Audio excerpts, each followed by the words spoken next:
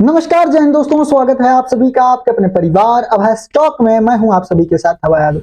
साथियों, बांग्लादेश हमारे जो पड़ोसी देश है बांग्लादेश, इसमें फिर से अस्थिरता चरम सीमा पर। और जो समय आप लोगों ने देखा था कि जिस तरीके से हिंसा हुई, जिस तरीके से लोगों के स्टूडेंट्स के प्रोटेस्ट हुए और शेख हसीना को अपना पद छोड़कर पूरे बांग्लादेश को छोड़कर वहां से भागना पड़ा, कुछ उस तरीके की अब यहाँ पर नीति फिर दिखाई दे रही है। जी हाँ साथियों, अब यहाँ पर फिर से बंगाल के अंदर, बांग्लादेश के अंदर, माफ करिएगा, बांग्लादेश के अंदर फिर से जो है वो हिंसा बढ़ रही है। बमों से हमले हो रहे हैं, गाड़ियों को जलाया जा रहा है। साथ ही साथ सबसे इंपॉर्टेंट चीज कि भारतीय मीडिया पर वहां पर प्रतिबंध लगा दिया गया है। आखिर ऐसा क्यों किया गया है? साथ ही बांग्लादेश में क्या फिर से कुछ बड़ा होने वाला है?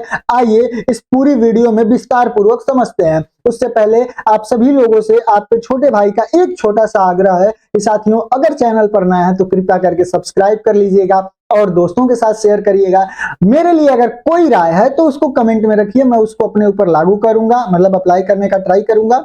साथ ही इस वीडियो को देखने के बाद आपके माइंड में क्या माइंडसेट बनता है यूनुस को लेकर, शेख हसीना को लेकर, बांग्लादेश को लेकर और वहां के लोगों को लेकर, एक बार कमेंट सेक्शन में जरूर से जरूर जो है कि इस पर प्रतिक्रिया दीजिएगा। चलिए स्टार्ट करते हैं। यहां पर देखिए, Bangladesh Yunus wage war on Indian media as a nation treks on brink of chaos. देखिए, कुल मिलाजुलाकर बात क्या है, बांग्लादेश की जो शेख हसीना है यहाँ पर, यह भारत में शरण लेकर पड़ी हुई है, मतलब भारत में अभी है फिलहाल शरण लेकर। सभी लोगों को पता है यूनुस ने क्या किया कि आते ही इनके ऊपर कि इनसे रिलेटेड जितने भी प्रसारण होंगे, जितनी भी इनकी चीजें होंगी, उन सारी चीजों को यहाँ पर रोक दिया जाएगा। यानी कि इनसे रिलेटेड कोई भी इंस्टाग्राम, फेसबुक, व्हाट्सएप, यूट्यूब, कहीं पर भी इनसे रिलेटेड जो इनके भाषण है या फिर इनके इंटरव्यूज हैं वो बांग्लादेश में न चलें, ऐसा इन्होंने ट्राई किया।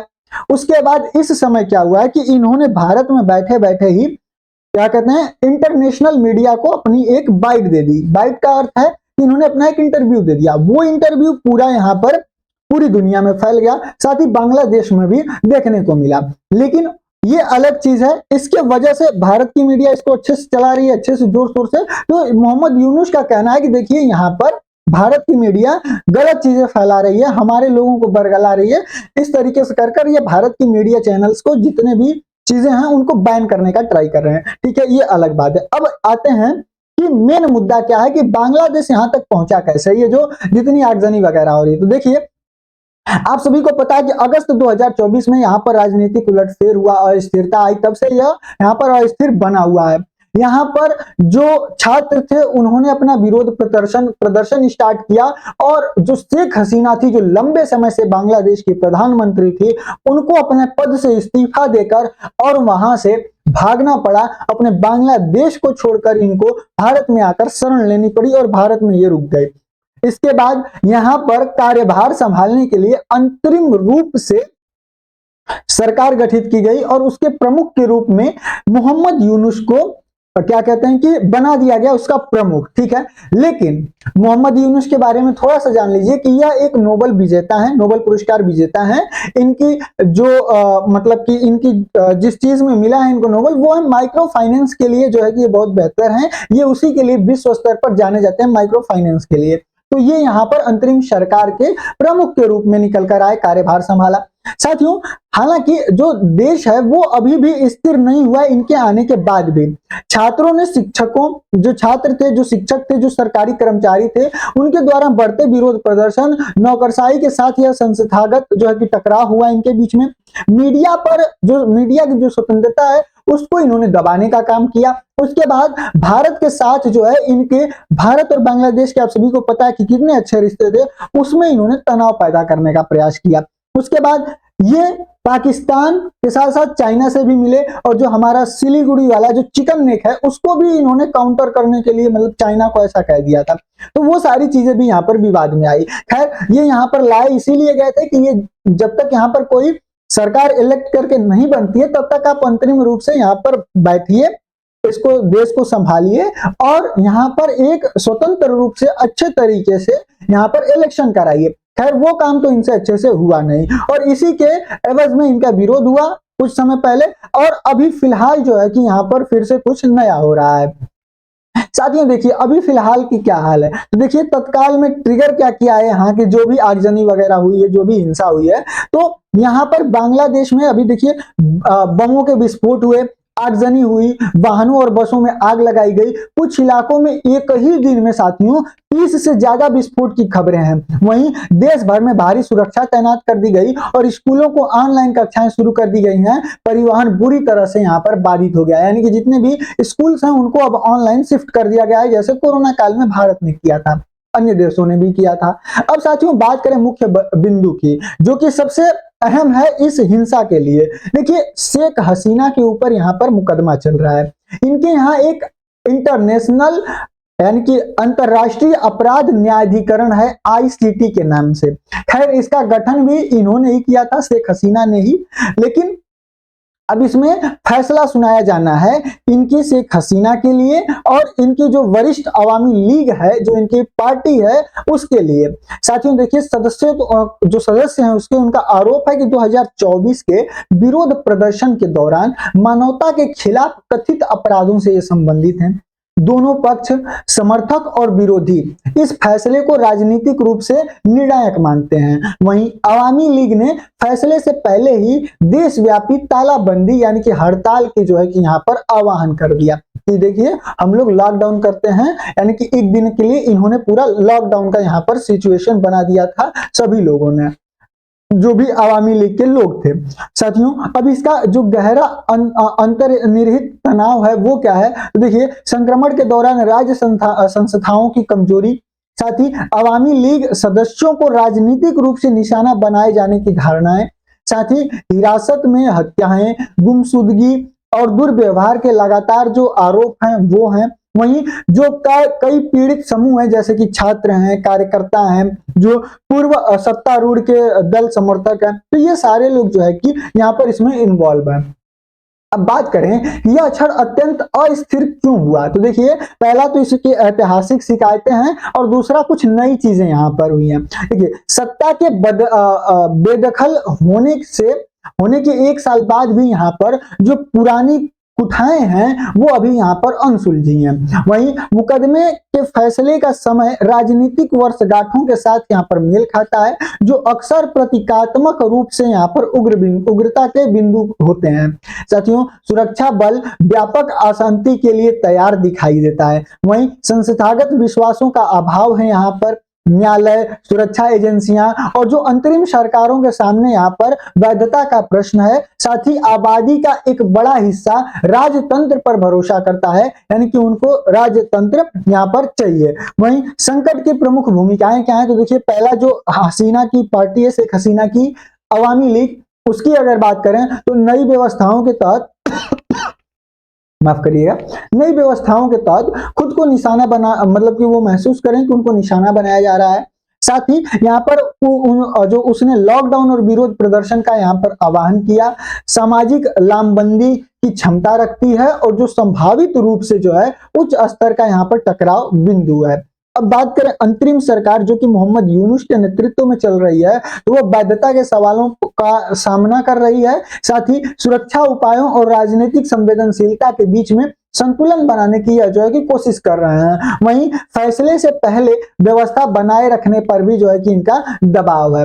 अब बात करें कि जो छात्र हैं, नागरिक समाज है, उनका क्या रोल है, तो देखिए 2024 के मूल प्रेरक हैं कि अधिकारियों के प्रति अभी भी इनका जो है कि अविश्वास है और मानवाधिकारों की स्थिति की जो है कि अभी निगरानी में यह सक्रिय है। वहीं सुरक्षा प्रतिष्ठानों की बात करें, जैसे कि सेना, बीजीबी जो बांग्लादेश गार्ड फोर्सेस हैं ये, और पुलिस जो आरबी है, तो ये अभी भारी मात्रा में यहाँ पर तैनात कर दिए गए हैं। वहीं उनका आचरण यह तय करेगा कि अशांति अभी बढ़ेगी या फिर यह स्थिर हो जाएगी। साथियों अगर सीमांत और उग्रवादी समूहों की बात करें यहाँ पर, तो देखिए अस्थिर समय में हमेशा जोखिम बने रहते हैं और कुछ बम या फिर आगजनी की घटनाएं अवसरवादी उकसावे का कारण यहाँ पर हो सकती हैं, यानी कि कुछ लोग जो न चाहते हो कि यहाँ पर शांति हो तो वो इसको और भी भड़का सकते हैं। वहीं यूनुस के भारतीय मीडिया के बढ़ते हमले की बात करें, तो देखिए यूनुस ने आक्रामक रूप से यहाँ पर भारतीय मीडिया को एक शत्रुतापूर्ण विदेशी प्रचार शक्ति के रूप में यहाँ पर पेश किया है, जिसमें कुछ तत्व हैं जैसे कि राजनीतिक हस्तक्षेप के आरोप का दावा है, यानी कि भारत इनके यहाँ इंटरफेयर करता है इनकी राजनीति में, इसका इनका दावा है। साथ ही अल्पसंख्यक हिंसा की रिपोर्ट को बदनाम करना, यानी कि आप सभी को पता है कि मुस्लिमों और यहाँ पर हिंदुओं को किस तरीके से टारगेट किया गया था, तो उसको लेकर भारत ने बहुत ज्यादा आवाज उठाई थी और भारत की मीडिया का तो फिर पूछना नहीं है, तो ये इसको लेकर कह रहे हैं। साथ ही भारतीय जो आउटलेट्स हैं वहां पर उनको सार्वजनिक रूप से निशाना बनाया जा रहा है, यानी कि जो भारत के लोग वहां पर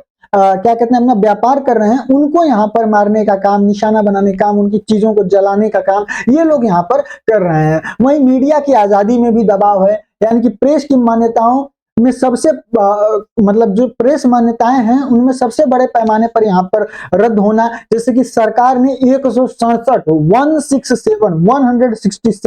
पत्रकारों की मान्यता ही यहाँ पर रद्द कर दी और मंत्रालय और प्रेस ब्रीफिंग तक उनकी पहुंच को यहाँ पर प्रतिबंधित कर दिया। वहीं जो अधिकार के समूह हैं इनके आलोचनात्मक आवाज को दबाने ये एक संरचनात्मक प्रयास के रूप में भी इसको देखा गया। वही बात करें दूसरा तो देखिए उत्पीड़न और कानूनी कार्यवाही की भी है कि इसको गलत तरीके से यहाँ पर किया जा रहा है, यानी कि पत्रकारों की गिरफ्तारी कर ली जा रही है। अगर वो एक तरीके से कहा जाए तो जैसे चाइना करता है कि अगर उसके विरोध कोई खबर चला दे तो उसको उठवा लेता है, खबर दबा देता है, उस तरीके की चीजें यहाँ पर भी हुई। वही हिंसा और जो न्यायोत्तर दुर्व्यवहार की रिपोर्ट भी जो है यहाँ पर अधिकार जो दस्तावेज है, निकाय दस्तावेज, जैसे कि जबरन उसको गायब कर दिया गया, विरोध प्रदर्शन के दौरान पुलिस ने बर्बरता की, यहाँ पर वहां पर हत्याएं हो गई पुलिस के हाथों। साथ ही ये रुझान बांग्लादेश के शुरुआती जो सत्तावादी दौर थे उसमें देखे गए पैटर्न को यहाँ पर दर्शाती है। वहीं यूनुस भारत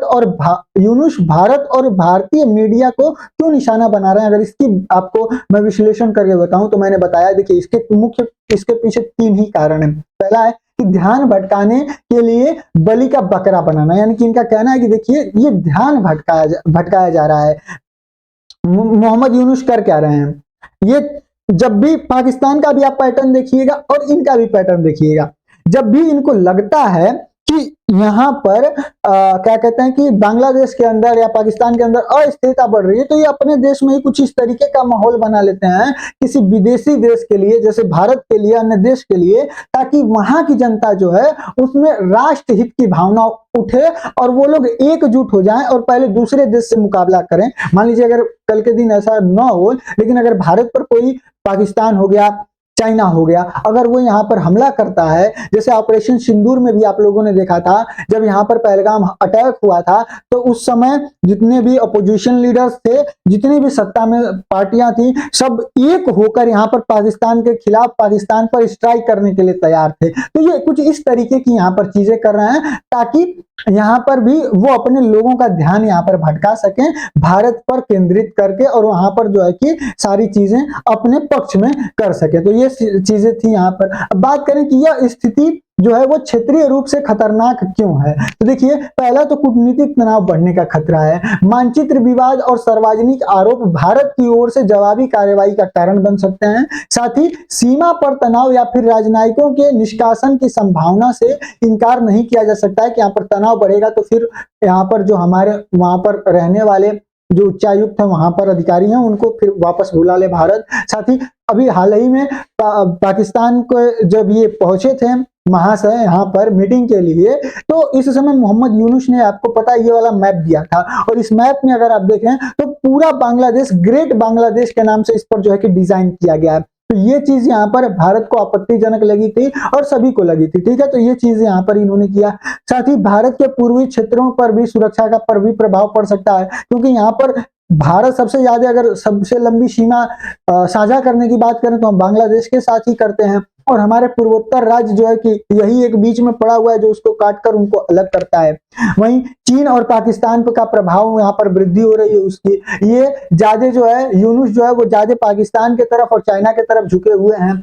पाकिस्तान के आईएसआई को अपने यहाँ देश में लाकर बैठाने की बात कर रहे हैं, वहीं चाइना को भी जो है कि सिलीगुड़ी पर यहाँ पर ये राय देकर चले आते हैं। तो ये भारत के लिए यहाँ पर खतरे की घंटी है। वहीं बांग्लादेश में कानून व्यवस्था बिगड़ने की संभावना है, यानी कि अगर लंबे समय तक यहाँ पर अशांति बनी रहती है तो यहाँ पर जो भी व्यवस्थाएं वो और यहाँ पर बिगड़ सकती हैं। अब बात करें भारत देश और बांग्लादेश के संबंधों की कि अचानक तनावपूर्ण यह क्यों हो गया। तो देखिए, भारत हमेशा से जो है वो बांग्लादेश का प्रमुख रणनीतिक साझेदार रहा है, लेकिन यूनुस के शासनकाल में संबंधों में इन कारणों से यहाँ पर भारी गिरावट आई है, जिसमें पहला है कि भारत के आरोप। यूनुस भारत पर घरेलू राजनीति में हस्तक्षेप करने, हसीना की मेजबानी करने और सरकार विरोधी तत्वों का समर्थन करने और मीडिया के जरिए वैश्विक राय को प्रभावित करने का आरोप लगाते हैं। यानी कि यूनुस का कहना है कि ये सारी चीजें जो है भारत यहाँ पर करता है, यहाँ के लोगों को चेंज करने के लिए या फिर पूरी राजनीति को कंट्रोल करने के लिए।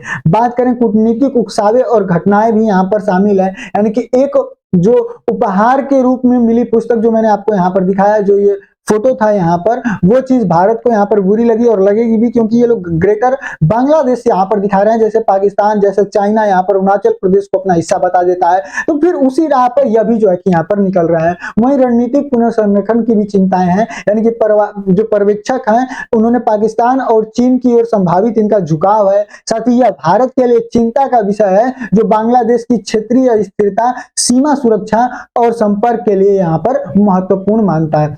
तो साथियों, उम्मीद कर रहा हूं ये सारी चीजें क्या थी वो आप सभी लोगों को समझ में आ गई होगी। तो मेरे साथियों, आपके छोटे भाई का आपसे लास्ट में बस एक इतना सा ही आग्रह है कि सिर्फ और सिर्फ कुछ शब्द यहाँ पर कमेंट में आप बांग्लादेश के लिए जरूर लिखिए। बाकी आप लोग की जो राय मेरे लिए है वो दीजिए। अगर चैनल पर नए हैं मेरे साथी तो सब्सक्राइब करिए, अपने इस परिवार को और बड़ा बनाने में हमारी सहायता करिए। ठीक है, बाकी हम मिलते हैं अगले वीडियो में किसी अन्य टॉपिक के साथ। तब तक के लिए जय हिंद, जय भारत।